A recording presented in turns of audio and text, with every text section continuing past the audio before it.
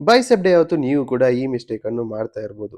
ತುಂಬಾ ಜನರು ಹೇಳ್ತಾರೆ ಬೈಸೆಪ್ ಗ್ರೋತಿಗೆ ಈ ತರ ಲೋವರ್ ರೇಂಜ್ ಅಲ್ಲಿ 7 ರೆಪ್ಸ್ ಮಾಡಿ, ಅಪ್ಪರ್ ಹಾಫ್ ಅಲ್ಲಿ 7 ರೆಪ್ಸ್ ಮಾಡಿ, ಮತ್ತೆ ಫುಲ್ ರೇಂಜ್ ಅಲ್ಲಿ 7 ರೆಪಿಟೇಷನ್ ಮಾಡಿದ್ರೆ ಬೈಸೆಪ್ ಸೂಪರ್ ಆಗಿ ಗ್ರೋ ಆಗ್ತದೆ ಅಂತ ಹೇಳ್ತಾರೆ. ಬಟ್ ಇದು ಅಷ್ಟೇನ್ ಟ್ರೂ ಅಲ್ಲ.